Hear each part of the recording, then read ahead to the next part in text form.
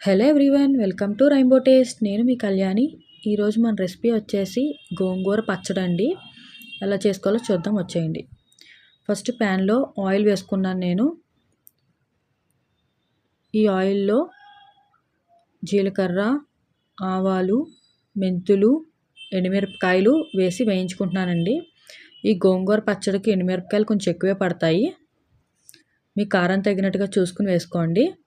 నేనైతే ఒక 6 ఎండుమిరపకాయలు వేస్తున్నాను. ఒక కట్ట గోంగూర తీసుకుంటున్నాను నేను. వేయించుకుని పక్కన పెట్టుకున్నాను. అలాగే నేను తీసుకుంటున్న కట్ట గోంగూరని ఆకులని తీసి ఒక అరగంట సేపు ఉప్పు నీళ్ళలో నానబెట్టానండి. దీన్ని 2 సార్లు కడిగేసుకున్నాను. ఇప్పుడు అదే ప్యాన్లో నేను ఆకు వేసుకుంటున్నానండి. ఆకు మగ్గాలి అనమాట. మన కలర్ చేంజ్ కనపడుతుందండి ఆకు మగ్గాక. లైట్గా జిగురు వస్తుందండి ఆకులోంచి. అప్పటి వరకు కూడా కొంచెం మగ్గించుకోవాలి ఆకుని. మనకి గోంగూరలో vitamin A, vitamin B one, vitamin B two, vitamin B nine, అలాగే వైటమిన్ సి ఉంటాయండి. మినరల్స్ వచ్చేసప్పటికి కాల్షియం ఉంటుంది, మెగ్నీషియం ఉంటుంది, ఐరన్ కూడా ఎక్కువ ఉంటుంది. ఇలా మగ్గుతున్నప్పుడే వాటర్ వదులుతూ ఉంటుందండి. ఇలా మగ్గుతున్నప్పుడు కొంచెం చింతపండు కూడా వేసుకోండి. మనం వేసిన ఆకంతా మగ్గిపోయిన చూసారో దగ్గర పడుతుంది. మీరు కనుక ఫస్ట్ టైం నా ఛానల్ చూసినట్లయితే నా ఛానల్ సబ్స్క్రైబ్ చేయండి, షేర్ చేయండి, లైక్ చేయండి. ఇలా మొత్తం మగ్గిపోయిందండి ఇదంతా. దీన్ని కూడా తీసి పక్కన పెట్టుకుంటున్నాను. ఇప్పుడు దీంట్లో సరిపడంత ఉప్పు వేసుకుంటున్నానండి నేను. గోంగూరలో ఉన్న పులుపుకి మనం కారం ఎక్కువ వేసామండి, ఉప్పు కూడా కొంచెం ఎక్కువే పడుతుంది. ఫస్ట్ ఎండుమిరపకాయలు, పోపు, ఉప్పు కలిపి ఒకసారి మిక్సీ చేస్తున్నాను నేను. ఇలా మిక్స్ అయిన దాంట్లో ఇప్పుడు గోంగూర వేస్తున్నానండి. గోంగూరను కూడా ఒకసారి మిక్సీ చేస్తున్నాను నేను.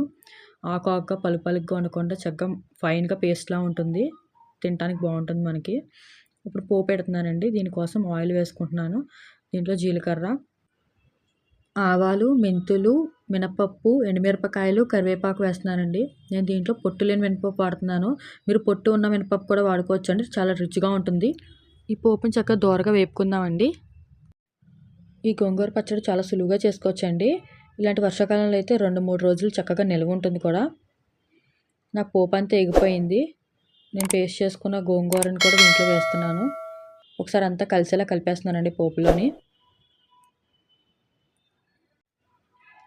చూస్తున్నారు కదా, మొత్తం అంతా కలిసేలా కలిపేసుకున్నానండి. ఇప్పుడు నేను దీంట్లో పచ్చిమిరపకాయలు వేస్తున్నాను నేను. పచ్చిమిరపకాయలు గోంగూర పచ్చడిలో చాలా బాగుంటుంది.